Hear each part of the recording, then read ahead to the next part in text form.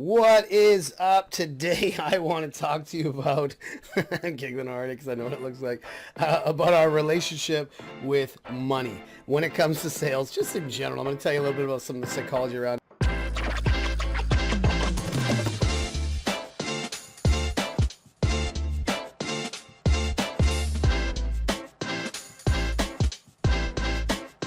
Now I'm going to take this off. These are my new virtual reality goggles I got for my Samsung phone. It goes in here and you get to go virtual reality. It's just really cool. And I also just recently bought this awesome 360-degree camera, so it shoots all around. You can go around. It's just really, really cool stuff. But the reason I'm saying that is how many of you guys like to buy stuff? I always ask this question. We all like to buy, right? You like to buy things. I like to buy things. I just bought this stuff. And I've got a reason I'm buying them, but ultimately we like to buy things, okay? The problem is we don't like to be sold to. And so this sort of this back and forth is what often holds us back from selling, and because of this relationship with money. And I do this training in our academies and when I work with my clients is, would you agree that we give money way too much power, way too much credibility? Right? Money is just this weird thing that sort of exists that just stresses people out. And so if we think about it, if we really look at it, back in the beginning of time, money it didn't exist. If I had a canoe and you had some furs, we just exchange. And if we didn't feel it was a fair exchange, we'd say, well, 2 furs for a canoe, that's a good deal. Maybe throw some beads in there, right? And that's how it worked. That was direct exchange. But then people started to invent this currency, which was, I don't need the thing that you have, so we create something that represents something else. And so that's what money really is it just represents this indirect exchange of value. And to everybody out there, money represents something different. If you have no money, $100 is a lot of money. If you have a lot of money, $100 is not a lot of money. So think about with your customers, with your pricing, with your options, it's not about what's it worth, what's it cost.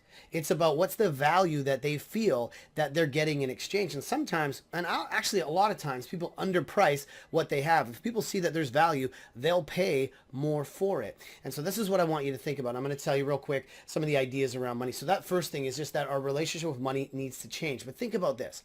And like I said, I share this a lot in my trainings.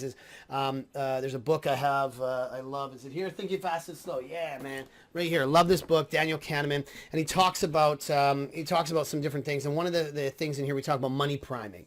And priming, if you don't know what priming is essentially, it's anything that kind of happens to us before where we're at right now that sort of directly or indirectly affects how we think, how we behave, how we feel. It's something that we talk about when we do training, is how are we priming people emotionally, psychologically, and mentally to be prepared to make other decisions so that they're already in the right headspace. But money priming is really a fascinating thing for me. Money priming is what it's called.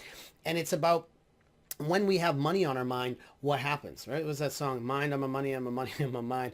But what we talk about, so what they do is they do these studies. And so they put people into these conversations where they talk about money. So they'll maybe talk about cash, profit, bank accounts. Maybe there's a screensaver with cash on it or something like that. And then there's the control group that they don't do that with.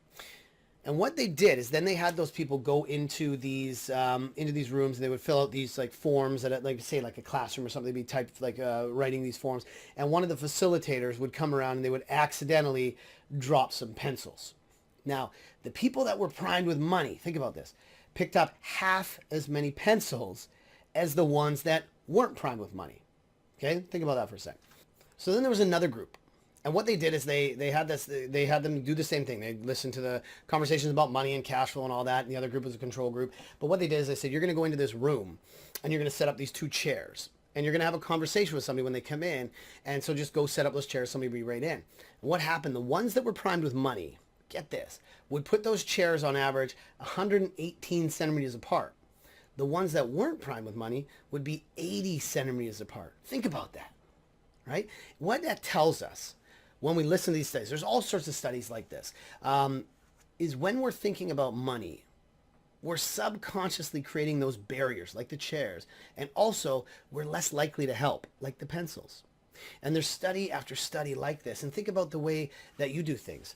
That's what's happening, right? As we create these barriers, we're less likely to help. So rather than that, we want to add value. to our customers. And that's what we want to think. That's the mindset shift that we want to go through.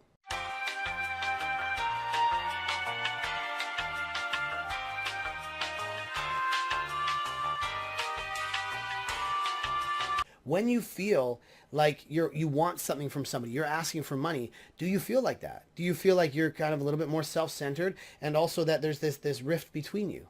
Does that sound like that happens, right? That's what's going on. That's why when it comes time to ask for commitment or to get a price or for the offer, we tell all these great things, and then when it comes time to ask for commitment, we kind of lean away from it and say, well, this is how much it costs. Or would it be okay if we did this? Because now we know we're asking for money, and now we've created that barrier. And from a mirror neuron standpoint, from a confidence standpoint, if you start to lack that confidence, even if you've had an amazing conversation, your customer goes, wait a minute, what's up? Something's up. Something's not right with you, so something's not right with me. And that reptilian brain starts to fire, that limbic system starts to go, oh no, and you're gonna lose to a non-decision.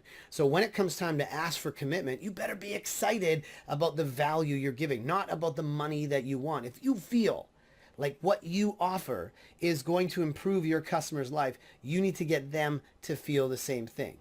Right? And also giving your best stuff away for free is always a tip we talk about. Give lots of value. Get people to see that you're there to help. That defeats that that pencil issue where they pick up half as many pencils, because they see you're giving and you're helping and you're adding value. Reciprocity will dictate that they're saying, well, if you're helping me, I want to help you. And if you're confident about the value and you sit closer to people and you're connected with people and you say, let's do this, and you instill confidence in others, they're going to want to buy from you. So this is really what I want to talk about is, yeah, we love buying stuff, right? We love our things. We love to go out and buy cars, buy houses. We like to invest in coaches. We like to invest in training. We like to do things that make us feel good. And actually, when it comes time to push the button to say, yeah, I'm going to put my credit card and now I own the thing, that feels amazing.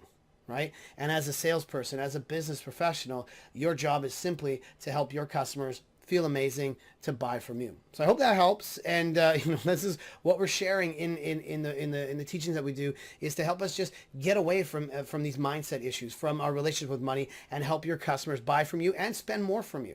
Right? Because if they give you $20, they'll give you another $20. If they give you $1, they'll give you $2, as long as you show that there's value and you commit to helping them buy. So hope that helps. Post your comments. Let's talk and see how this is applied in your world.